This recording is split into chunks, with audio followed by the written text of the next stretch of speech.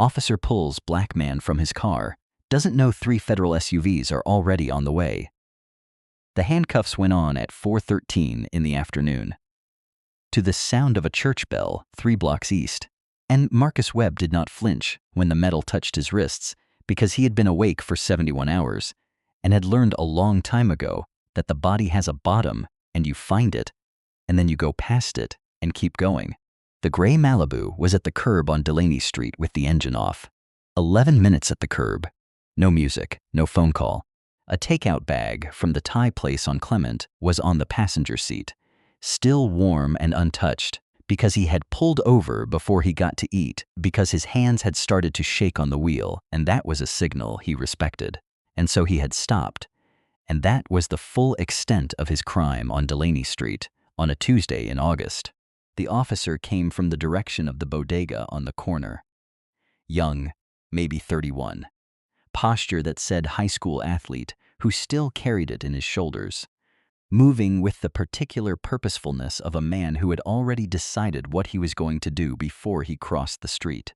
His name tag read Graves. When he crossed the 12 feet of asphalt from his cruiser to the Malibu, he did not turn on his body camera, and Marcus noticed that the way he noticed everything, not as alarm, just as data, received and filed without comment. You want to step out for me? Not a question. The phrasing meant there was no version of this conversation where the answer changed what happened next. Marcus opened the door, both feet on the pavement, standing in the August heat that smelled like asphalt and someone's laundry 3 floors up, and the particular dried-out sweetness of a city block that hadn't seen rain in 3 weeks. The Malibu's hood radiated warmth against the back of his legs. Down the block, a bus shelter ad was peeling at one corner, flapping without wind. Hands, he put them out. The search went down the outside of his jacket, methodical. The efficiency of a man running a sequence he'd run enough times that it didn't feel like a decision anymore. Down to the ankle. Back up. The slim black leather case was in his inside jacket pocket, where it had been every day for 11 years. Graves's fingers found it and paused. A pause that lasted slightly longer than the rest of the search, during which his eyes came up to Marcus's face for a half second, a look that was distinct from the rest of the scan, more deliberate, as if identifying something specific rather than conducting a general inventory, and then moved on without addressing what it had found. Hands behind your back. 4:13. The church bell. Marcus walked to the hood of the Malibu, and Graves positioned him there facing the street, and then went back to the driver's side and stood looking at the registration in the open glove compartment that Marcus had already offered without being asked. 2 women passed on the sidewalk and then looked away. A teenager on a BMX bike slowed at the corner and stood at distance with the particular stillness of someone who had learned long ago to read exactly this kind of scene, and understood that the correct response to it was not to move. Graves came back. He reached into Marcus's inside jacket pocket and took out the black case and set it on the hood of the Malibu without opening it. Set it there like a man who wasn't sure yet what he intended to do with it. A decision deferred rather than made. The afternoon sun hit the metal snap and it caught the light once. Marcus looked at the case sitting on the hood and then returned his eyes to the street ahead and did not look at Graves again. Nathan Briggs arrived in a second cruiser at 4:19. Pulling to the curb 20 feet behind the Malibu with his flashers off. 6 years older than Graves, with a reputation in the department for asking one more question before making a call. He got out without hurry and walked over and stood beside Graves on the sidewalk and looked at the black case sitting on the hood of the Malibu in the afternoon sun. "What's this?" came off him. He looked at the case, then at Marcus, who was standing cuffed in the full afternoon heat, with his eyes on the street ahead, then back at Graves. "You open it?" "Not yet." It was a lie, and both of them may have known it. But Nathan looked at the case again and then at the street and did not push on it. The pattern interrupt was small and specific. He took off his sunglasses, held them in one hand, and said, "What's the stop for?" The way he said it was not accusatory, just precise, and the precision of it was what made it land differently than the same question asked louder would have. Graves gave him the answer about the vehicle being stationary for an extended period in a known area, which was the kind of answer that is technically answerable and answers nothing. Nathan put his sunglasses back on. You run the plates. Running. The radio returned the registration within 30 seconds. Marcus Jerome Webb. Clean current, no priors, no flags. He listened and looked at the hood again. Tell me what we're doing here, Tyler. Running a check. On what?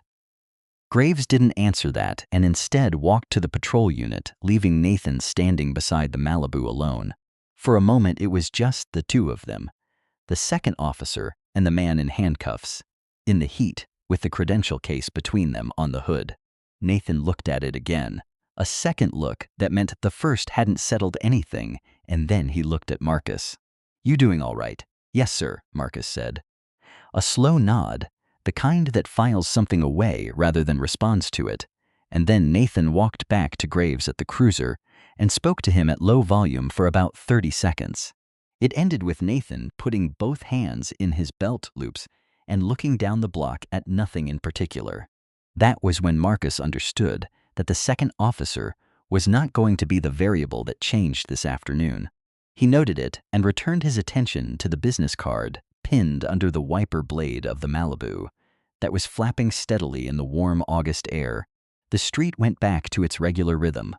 A delivery truck at the corner, someone arguing on a phone 3 floors up, a sparrow landing briefly on the hood of the Malibu and then gone. Backup arrived at 4:27, later than protocol for a stop this long with no stated cause, which was itself a kind of information. Officer Rayleigh parked behind Nathan's cruiser and got out with the energy of someone who'd been told there might be something here and was already leaning toward that being true. His eyes went to Marcus first, then the Malibu, then the credential case on the hood, then Graves, in that order, which told Marcus precisely what Riley had been briefed on before arriving. He say anything? Not much, Graves said. Riley looked at Marcus directly. You want to explain to me what you're doing on this block? Stopping to eat, Marcus said. Late lunch, a beat. Cars off. I turned it off when I parked, before or after. The question was constructed to have no clean answer, before implied premeditation, after implied evasion. When I parked, Marcus said, which was accurate, and answered neither implication, and the slight movement in Riley's jaw registered that the answer hadn't landed where he'd expected. The pattern interrupt came from the corner. The teenager had been there since 4:15, far enough to be unthreatening, close enough to be clearly watching, and at 4:29 he crossed the street and came up onto the sidewalk and stopped 20 feet from the scene with his arms at his sides and his eyes on Marcus. He was maybe 15. He stood there with a stillness that was deliberate rather than uncertain. Hey, Graves already turning.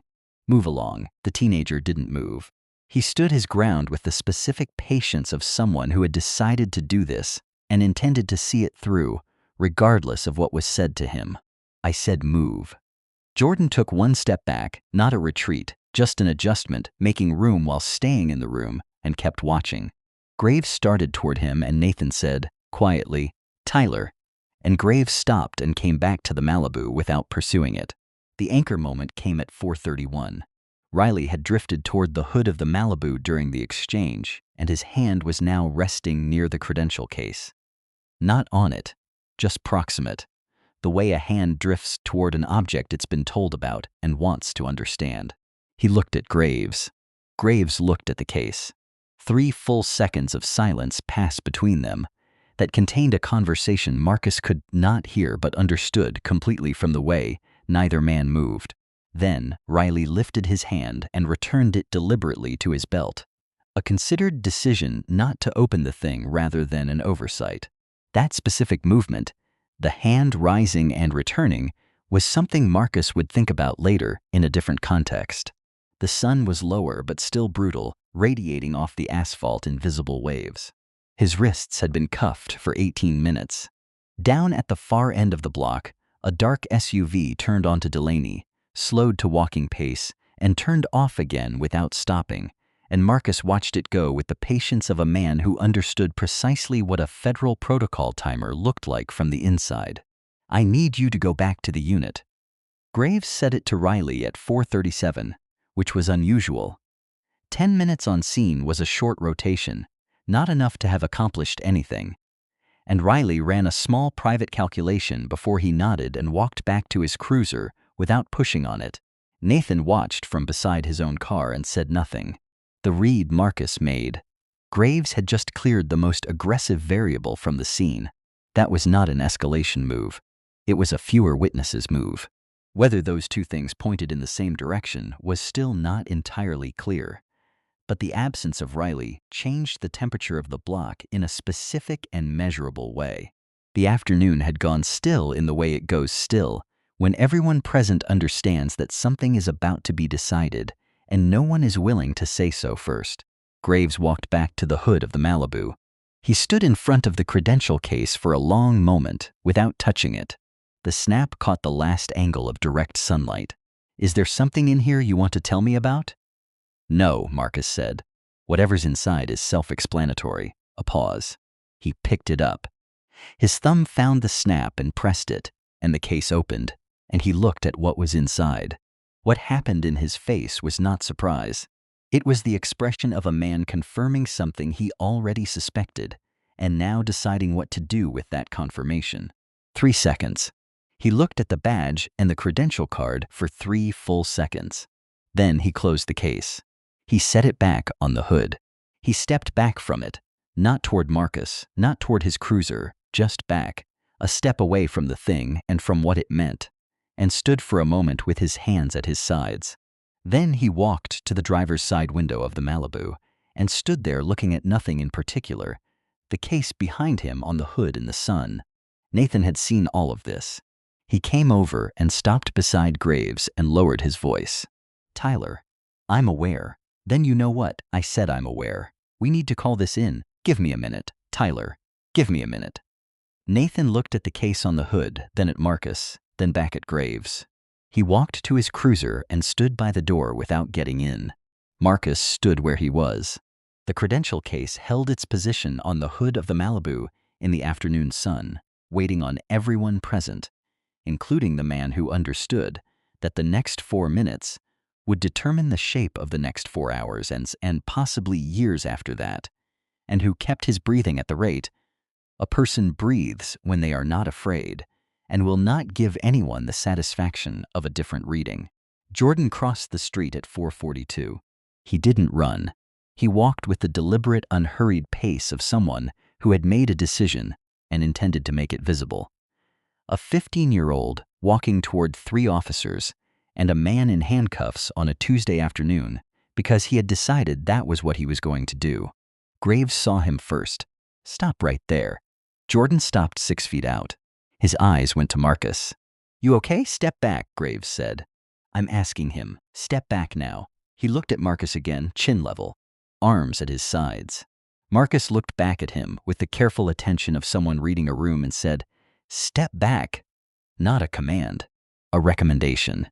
The register of it, one professional to another, was legible to anyone paying attention. Jordan heard it.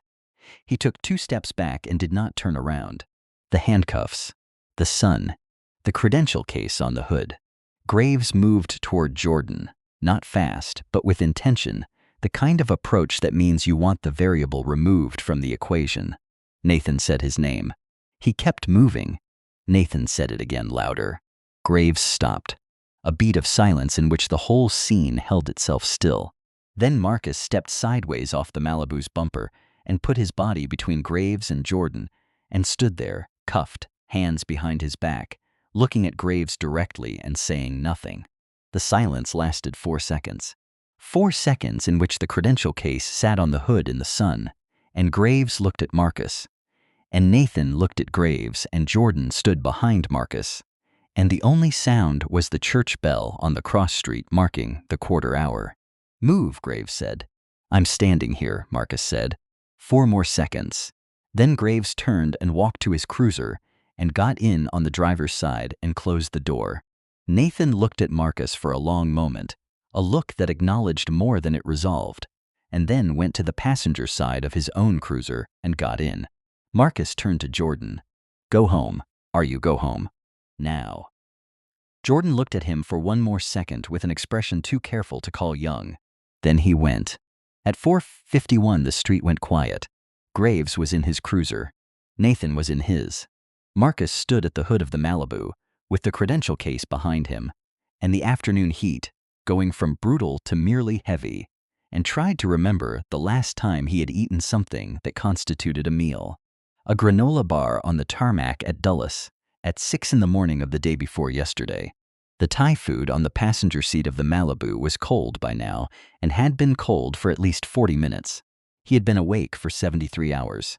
In 16 minutes, he had been counting since 4:34, when the timeline's significance had clarified. His absence from contact would trigger the protocol. Diana's office would receive a flag, then a last known position from the vehicle tracker, then a federal warrant if the flag went unanswered for 6 minutes, which it would, because there was no version of his current situation in which he was going to reach his phone in the next 16 minutes. He had not answered it when it rang at 4:46 because his hands were behind his back, and he had chosen not to ask permission to answer it because that was not the correct play. The correct play was to wait. He was practiced at waiting. He was good at the particular kind of waiting that required you to be fully present in your body in a difficult situation and not perform anything about that difficulty that would give the situation more material to work with. The credential case sat on the hood of the Malibu behind him, closed, the afternoon sun working slowly across the metal snap as the light shifted west toward the buildings. Graves had not mentioned it on dispatch. Marcus had listened to every radio exchange for the past 40 minutes, and the case had not been referenced once, which meant Graves was still in the part of this afternoon where he was deciding whether some version of it existed that didn't end where it was ending. No such version existed. He understood that clearly. There was a reasonable probability that Graves understood it too, and that understanding was making him more still rather than less. The way a person goes still when they understand the walls of the room have already closed, and the only remaining question is how they are standing in it when the lights come on. At 5:03, a woman in scrubs slowed at the south end of the block, registered the scene, walked in, looked back twice. The second look lasted longer than the first, and she took out her phone as she walked, not to call the police. He noted that specifically, filed it without comment. He noted the quality of the light going orange at the building edges, the shadows lengthening across the lane markings. He noted that a second-floor window across the street had been cracked open since at least 4:30, and that someone behind it had not moved. He noted that Delaney Street on a Tuesday afternoon carried exactly the foot traffic that made this kind of scene visible without making it uncontainable. The credential case caught the last angle of direct sunlight and glinted once. He had carried it for 11 years. His supervisor before Diana had handed it to him on the day of his promotion and said something he hadn't retained, and he had kept the case because it was slim and sat cleanly in the inside pocket, and because every room it came out in responded to it in the same specific and reliable way. And he had come to value reliability above most professional possessions. What it was doing right now was different. Sitting on the hood of a Malibu on Delaney Street, while 3 officers who had each independently confirmed what was inside it had chosen not to say so. And the weight of that collective silence had a texture Marcus could feel the way you feel the pressure drop before weather arrives. 5:07. He breathed. He waited. The first SUV turned onto Delaney at 5:17. Black, no visible plates from this distance, windows tinted to the legal limit. Moving with the unhurried, deliberate pace of something that had already determined how the afternoon ended. The second came 15 feet behind it. Then the third, and that was when Graves got out of his cruiser and stood on the sidewalk looking south with the expression of a man watching a weather system arrive. That he had known was coming and had spent the last 40 minutes hoping might not. Diana Rowe stepped out of the lead vehicle. Silver badge on the hip clip, black document folder in her left hand. She did not look at Marcus first. She looked at the credential case on the hood of the Malibu, and then she looked at Graves, and 20 feet of afternoon air sat between them while neither crossed it. "Officer Graves, Special Agent Rowe. That case belonged to one of mine?" He didn't answer. She walked to the hood and picked it up and opened it and looked at what was inside and closed it. Her eyes went to Graves. "When did you open it?" A pause. "I'm sorry? The snap has been opened. The leather shows the crease at the hinge. When did you open it?" Another pause, shorter than the first, because the length of the first had already said what the second was trying not to. 4:37. She looked at him for 3 full seconds. "You opened the credentials of a senior special agent of the Federal Bureau of Investigation, confirmed what you were looking at, closed the case, set it back on the hood of his vehicle, and continued to detain him." Not a question. Graves said nothing. "Your body camera," she said. "Is it running?" "No." "When did you turn it off?" Silence arrived between them like something countable and solid. Nathan, who had gotten out of his cruiser during the exchange, was standing very still by the passenger door. 2 of Diana's team had moved to either side of Graves without appearing to move at all. She took a document from the folder and held it where he could read it without extending it toward him. "Your body cam has a secondary upload function that does not require user activation. Everything spoken within 8 feet of that unit since 3:54 this afternoon is on a federal server." 3 seconds. In 3 seconds, Graves understood the entire afternoon differently than he had 60 seconds ago. The back of cruiser conversations. Nathan's second look at the case. Rayleigh's hand pulling deliberately back. Every small moment that had felt like a private calculation and was in fact a record. "Tyler Graves," Diana said. "You are under arrest." The handcuffs that went on Graves at 5:22 were the same model as the ones that had gone on Marcus at 4:13. Same street, different man. Marcus's cuffs came off at 5:26. One of Diana's team, Chen, who he'd worked a border case with twice, crouched and removed them without ceremony and stood and handed him the credential case without looking at him. The practiced handoff of returning something that belongs to a colleague. He took it. The familiar weight settled into his inside jacket pocket, and for a long moment it felt like the natural end of the afternoon.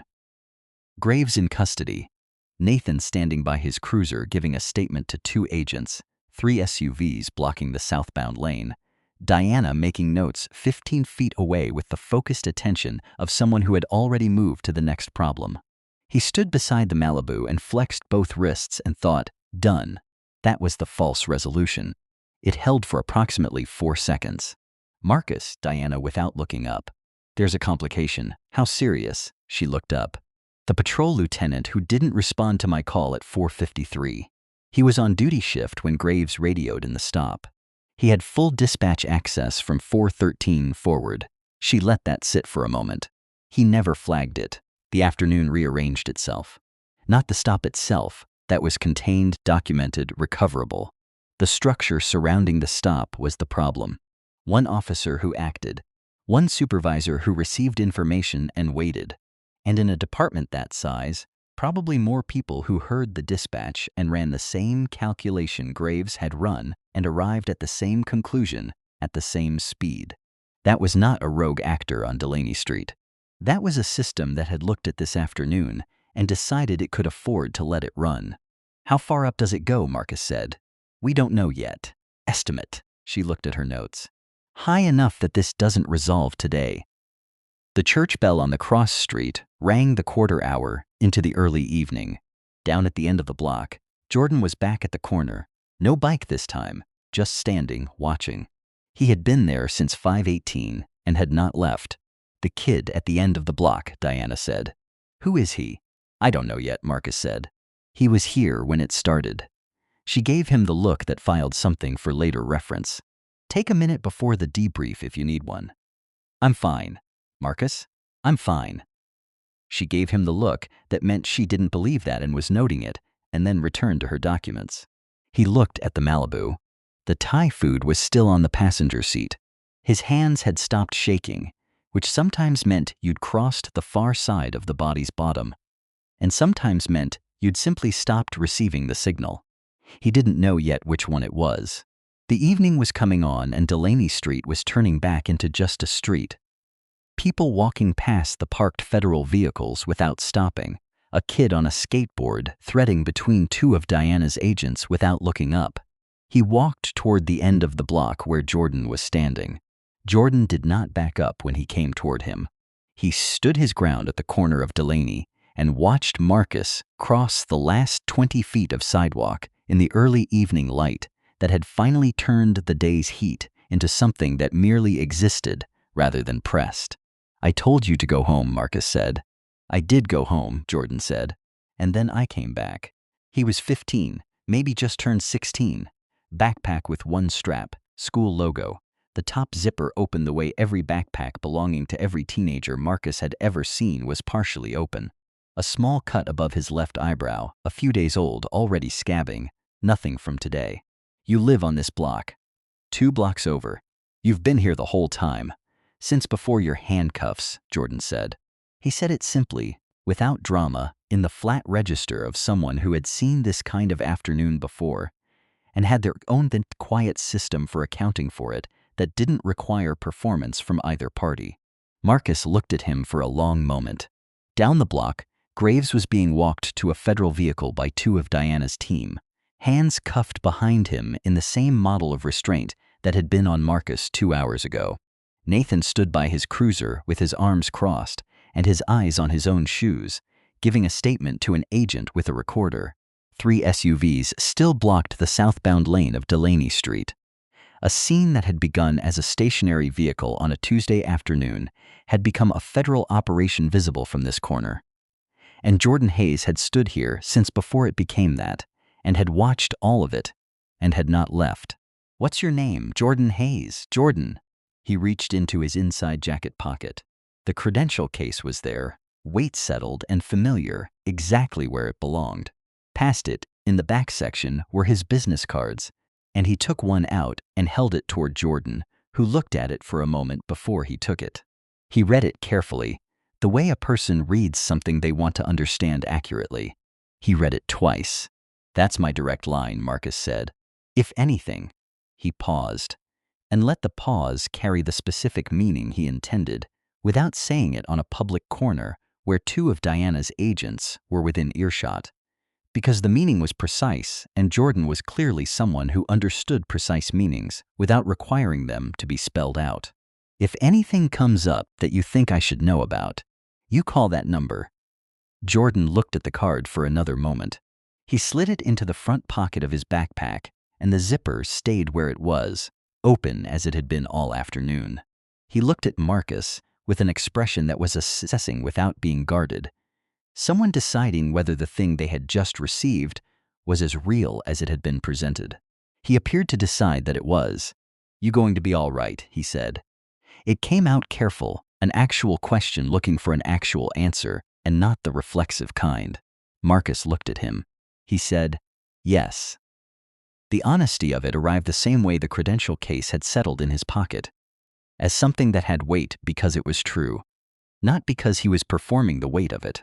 Jordan nodded once, small and conclusive, and then he turned and walked south on the cross street with his backpack on one shoulder and his hands in his pockets, and did not look back.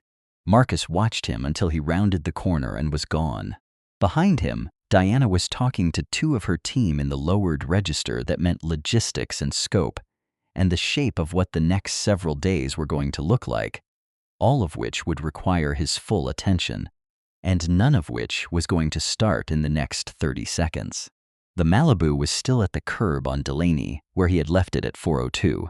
The Thai food was on the passenger's seat and had been cold for 2 hours, and he was going to eat it anyway.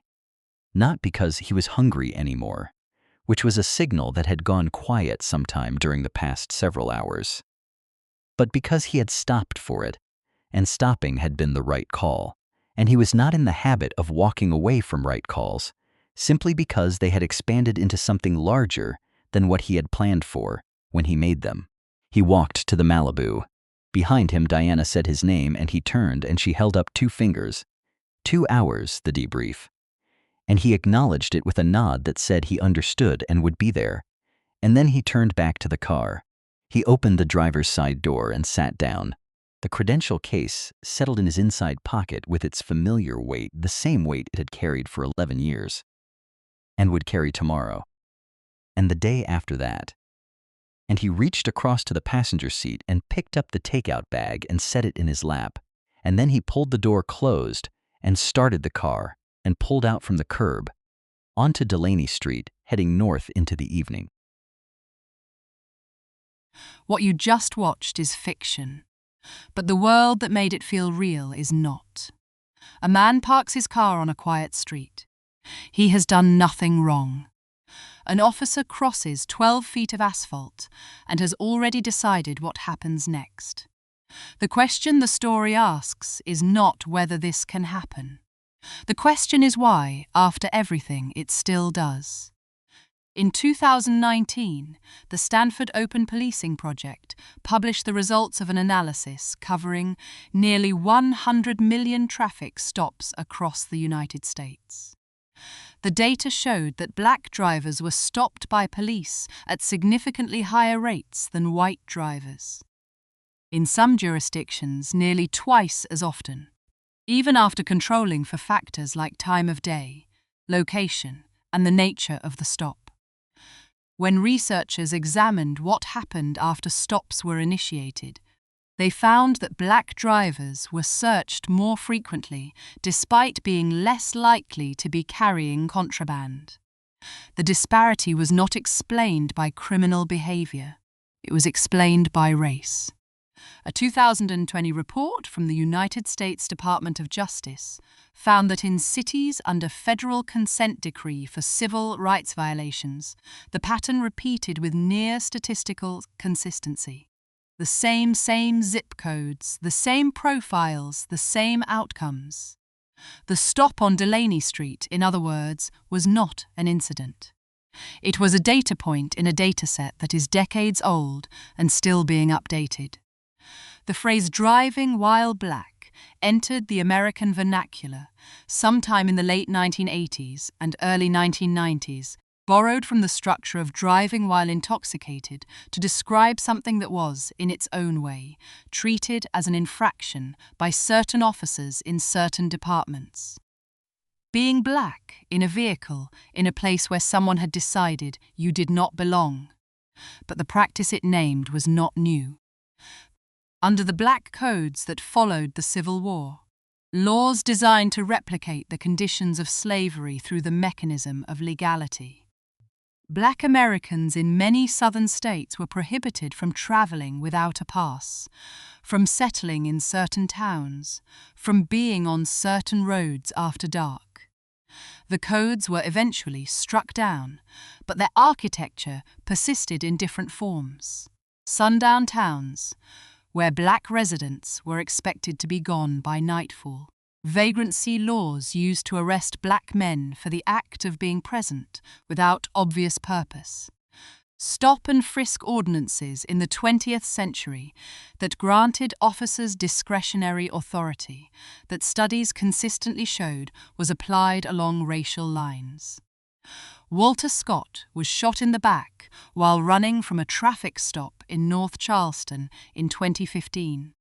Philando Castile was killed during a traffic stop in Minnesota in 2016 after calmly informing the officer he was legally carrying a firearm. Both men were black. Both were stopped for minor infractions. In both cases, footage became the primary record of what their final minutes looked like. In neither case did documentation save them. What gets passed down through a family, generation to generation, is not only wealth or name. It is also knowledge about how to survive. The conversation that black parents have with their children, known without irony simply as the talk, is not about adolescence or danger in the abstract. It is specific. Hands visible. Yes, sir. No, sir. Do not reach. Do not argue. Do not give them a reason to decide this is going somewhere it does not need to go. Research by the American Psychological Association has documented the toll this knowledge carries. Children who receive the talk early show heightened stress responses to police encounters, anxiety patterns that persist into adulthood. The weight of knowing you may be stopped for existing does not stay in the moment of the stop. It accumulates. It is carried forward.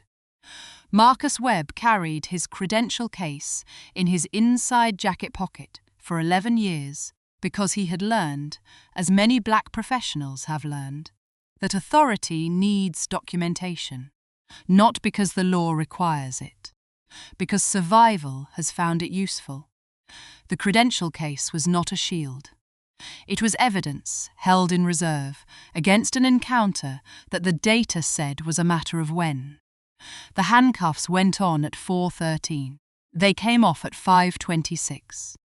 Between those two times, a man 8-0 was detained for no stated cause and waited not for justice, which is a large word for a Tuesday afternoon, but for the structure he had built his life around to do what it had been built to do. Sometimes it does. The question a society has to sit with, and that this story does not answer for you, is what happens to everyone who's stopped on the same street on the same kind of Tuesday and did not have a credential case.